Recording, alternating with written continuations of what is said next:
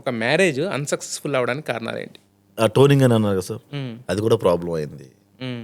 Money major role play చేస్తుంది sir, ఎవ్వరు దానికన్నా. హ్మ్. బట్ అది తప్పను, నేను మనీ మేజర్ రోల్ ప్లే చేస్తాను కరెక్టే. హ్మ్. డబ్బులు లేకపోతే భోజనం ఎలా సార్? పిల్లని ఎన్ని రోజులలో పస్తుంచుతాం, హ్మ్. ఎక్స్ట్రా యాక్టివిటీస్ పెరుగుతాయి, హ్మ్. ఇవన్నీ వస్తాయి సార్. హ్మ్. అంటే ప్రేమించేటప్పుడు ఇయన్నీ ఉండవు గదా! ప్రేమించేటప్పుడు సార్ అదే అంటున్నాను సార్, మంచం దిగిన తర్వాత కాళ్ళ నొప్పులు తెలుస్తాయి సార్. హ్మ్. మంచమే సుఖంగానే ఉంటుంది సార్. హ్మ్. ప్రాబ్లం.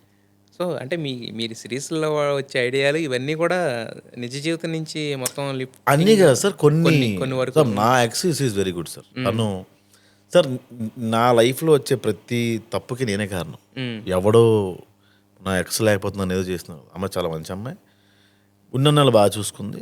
అమ్మాయి ఒక స్టేజ్లో వెక్స్ అయిపోయింది, నేను ఒక స్టేజ్లో వెక్స్ అయిపోయాను. బట్ ఇప్పుడు చాలా బాగా మాట్లాడుకుంటాం సార్. ఇప్పటికీ ఫోన్ చేసి ఇప్పటికి ఫోన్ ఇప్పటికి ఫోన్ చేసి చేసి మాట్లాడుకుంటాం. మాట్లాడుకుంటారు. ఓకే. మరి నెక్స్ట్ మరి వేరే ఆలోచనలు ఏం లేవా మీకు? మళ్ళీ అంటే ఇప్పుడు మనం సంపాదించుకుంటా వెళ్ళటానికి వీటికి లేకపోతే పేరు రావడానికి అంతు ఉండదు. బట్ కాకపోతే ఒకానొక పాయింట్‌లో దరిద్రమేనండి సార్, మళ్ళీ పెళ్లి చేసుకుందాం ఆలోచన వచ్చినా కూడా కోర్టుకి ఎక్కువ సార్లు తిరిగాను కదా సార్. హ్మ్. నాతో పాటు ఆ కపుల్సే వచ్చేవాళ్ళు సార్. హ్మ్. వాళ్ళంతా కూడా డివర్స్ వచ్చేవాళ్ళు. హ్మ్. అరే ప్రపంచం అంతా అదే కాదు గదా! సార్, మీరు ప్రసాద్ గారు. చూసిందే ప్రపంచం తారక్. హ్మ్. మీరు చూసిందే ప్రపంచం. హ్మ్. ఎప్పుడైనా స్విట్జర్లాండ్ వెళ్ళారా? వెళ్ళా. న్యూయార్క్ వెళ్ళారా? వెళ్ళా. అసలు అది ప్రపంచమే కదా. మనం దాని గురించి అక్కడ ఏం జరుగుతుంది, హ్మ్. అక్కడ కల్చర్ అని మనం మీరు చూసిందే ప్రపంచం. హ్మ్. మీరు చూసిందే ప్రపంచం. కాకపోతే ఏంటంటే, నడవాలి ఈ సృష్టి నడవాలంటే గనక ఏంటంటే, ఈ పెళ్లి, తర్వాత ఒక జనరేషన్ ఇదంతా ఉండాలి గదా! అందరూ అలా లేకుండా ఉంటే నెక్స్ట్ ఇంకేం ఉండదు గదా! ఇంకా. అందరూ ఉండరు కదా, కొందరు ఉన్నారు కదా మరి మనం చూసిందే ప్రపంచం అని మీరే అంటున్నారు గదా! నేననేది. మీ మీ మీ లైఫ్‌లో సార్. అయితే జరగాల్సింది జరుగుద్ది. మీ లైఫ్‌లో అయితే లేదు ఇంకా నెక్స్ట్. అట్లా చెప్పలేను సార్, నేనే ఇప్పుడు గోతులో ఉన్నాను. హ్మ్.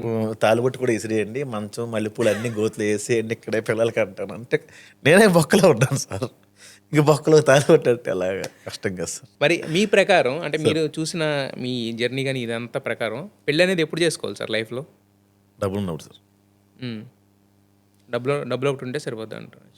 డబ్బులు ఉన్నప్పుడు నీ స్థాయి ఉన్న అమ్మాయిని చేసుకో ఖచ్చితంగా, నీకన్నా తక్కువ స్థాయి ఉన్న అమ్మాయిని చేసుకో. హ్మ్. ఆ అమ్మాయి ఆ అమ్మాయికి నువ్వు లైఫ్ ఇచ్చినట్టు అవుద్ది. హ్మ్. ఆ అమ్మాయి కూడా పెద్ద పెద్ద ఇంతకన్నా వీడికి ₹1,00,00,000 ఉందా, నేను 5,00,00,000 పెడితే వెళ్ళిపోవాలని ఉండదు, ఆ అమ్మాయికి ఉండదు. హ్మ్. డబ్బులు ఉన్నప్పుడు చేసుకో. డబ్బులు లేకపోతే సొంత తల్లిదండ్రులైనా ఇంకెప్పుడు ఉద్యోగం చేస్తారో అని తిడతారు. హ్మ్. డబ్బులు ఉండాలి సార్, డబ్బులుండాలి. డబ్బులు ఉండాలి. అయితే మీరు ప్రేమలో గెలిచారు, ఓడిపోయారు కూడా. ఓడిపోయింది సార్. ఓడిపోయారు, గెలిచారు కూడా. సో, 2 అంటే ప్రేమ అనే దాన్ని ఏ టు జెడ్ చూసారు కాబట్టి, మీ డెఫినిషన్ ఏంటి ప్రేమకి? సార్ ఎట్లా చెప్పాలి, నేను అది లవ్ అనేది బూత్ సార్, నాకు తెలిసి హ్మ్. చాలా అబద్ధం. హ్మ్. అంటే? లవ్ ఇస్ ఎటర్నల్ అంటే అలా అట్లా చెప్పను నేను. హ్మ్. ఈ రోజుల్లో రేపు ఉండదు, హ్మ్. అది చెప్తే ఎవరికి నచ్చదు, అందుకే ఆరెంజ్ ఫ్లాప్ అయింది. హ్మ్. ఆ రేంజ్‌లో చెప్పింది లవ్ అంతే. అంతే కదా సార్. హ్మ్. ఈ రోజుల్లో రేపు ఉండదు, ఎవరి మీద ఉండదు సార్. హ్మ్.